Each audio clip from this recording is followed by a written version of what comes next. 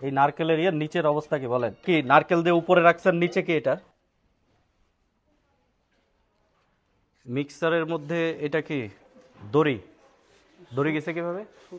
এটা যেটা গুলাইছেন, গুলানো জিনিসটা বের করেন। আপনার হাতে রং তো রং কই? মিক্স না, এইটা কিভাবে ব্যবহার করেন?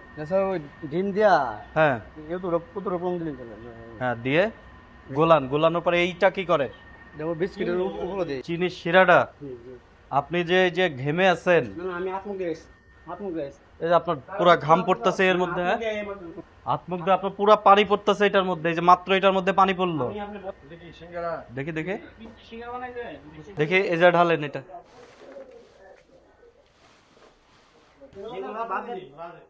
এই হলুদ রংটা কোথায়?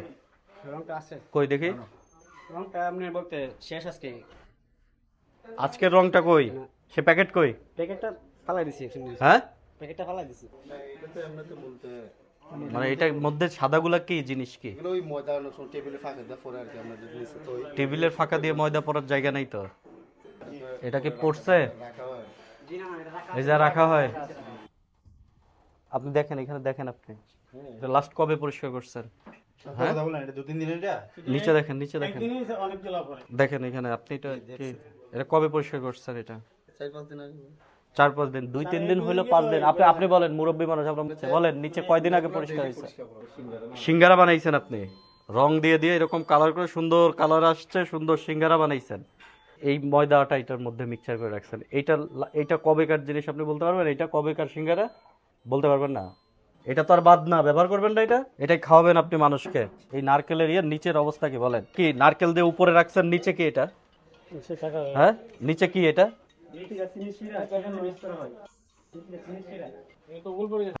এটা কি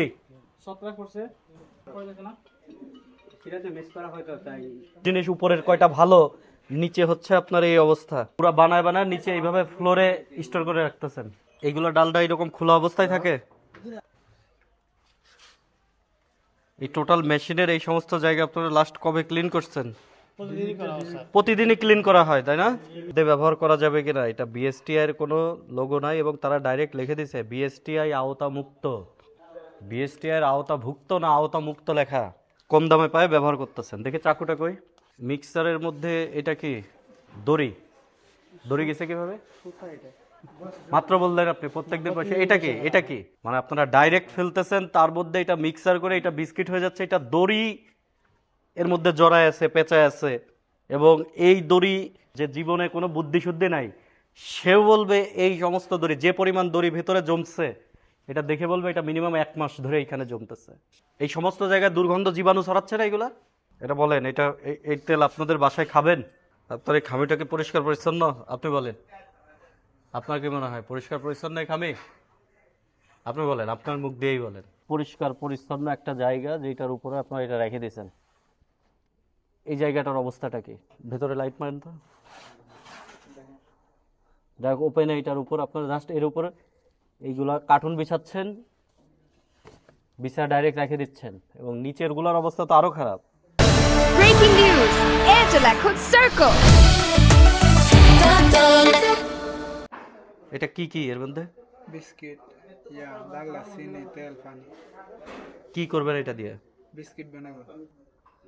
এটা গ্যাস নাই দেখে স্যার, এই জন্য এটা অফিসার সকাল থেকে গ্যাস নাই, প্রায় 2 ঘন্টা। কখন মিশাইছেন এটা?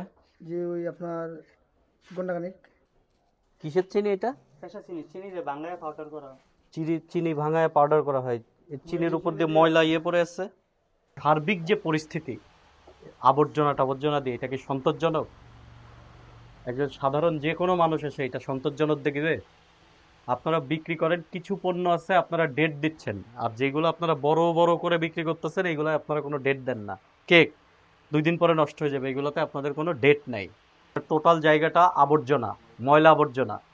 তেল রেখে দিয়েছেন ওপেন, তেলের মধ্যে ময়লা আবর্জনা।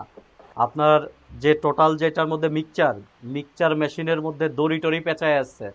আপনি চিনি ভাঙাচ্ছেন, সেই জায়গাটা টোটাল ময়লা আবর্জনা, ময়লা চিনি রেখে দিচ্ছেন। মাসকে মাস যে সমস্ত রিজেক্ট বা মেয়াদ উত্তীর্ণ পচা মাল আসতেছে, সেইগুলো আপনারা একই জায়গায় স্টোর করতেছেন।